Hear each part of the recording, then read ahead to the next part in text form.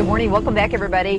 We're talking about one of my favorite things today. Nothing better than macaroni and cheese. Kara Dawson's here from the Wisconsin Milk Marketing Board. Good morning, Karen. Good morning, Amy. Now, you don't have to make it always from the box. In fact, it actually takes sometimes, it's about as quick to make it homemade, and it's so much better. It is, you know, and macaroni and cheese is the ultimate comfort food. It is, absolutely. And it's just, you know, wonderful to make. And we have actually, you know, over 600 different varieties, types, and styles of cheese that we produce here in Wisconsin, so you can experiment and try different cheeses instead of just your cheddars or your American cheese.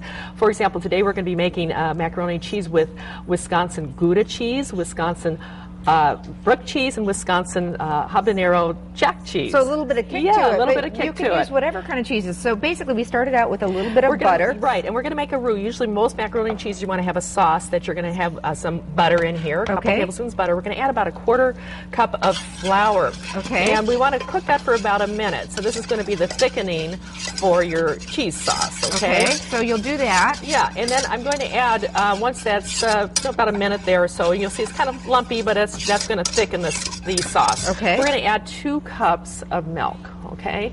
And stir that in as I'm doing that slowly. And, you know, if you're doing it a little bit slower, it won't be so lumpy.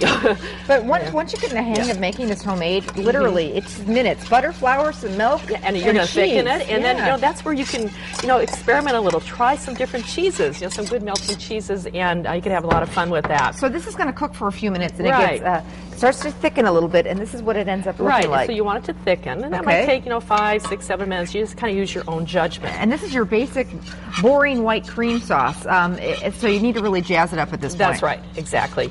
And so we're going to put our cheeses. What I recommend, though, when you're ready to add the cheeses, take the pot off the burner there, Heat a little bit, okay. So that we're not going to burn it.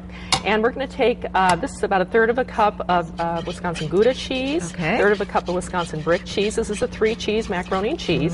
And then about another third of a cup of the habanero Monterey Jack cheese. We're leaving a little bit here so that we could top it off once we put it into our casserole dish. It smells really good. And that will melt it up there.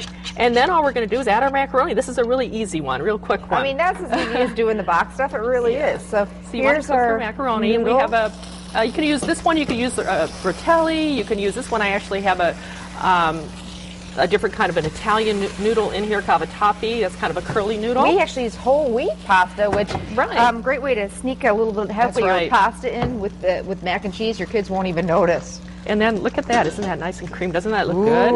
You know, if you wanted to add a little salt and pepper, you could do that too to taste.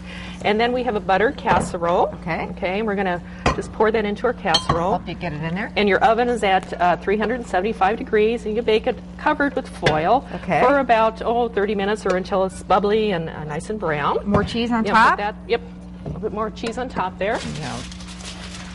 So that will all melt in there. And then cover with foil. And then we have some in the oven, actually. That's all done. I can hardly wait to dive into that. There we go. And we just basically need to melt it in there. That's really going to be pretty quick. Right. So. And that's why you want to keep in mind when you're making your pasta, cook it till al dente, so it's still slightly firm, because it's going to continue to cook in the oven. Wow. Look at that. And it's nice and cheesy there. Homemade mac and cheese, and we did that in like five minutes or so.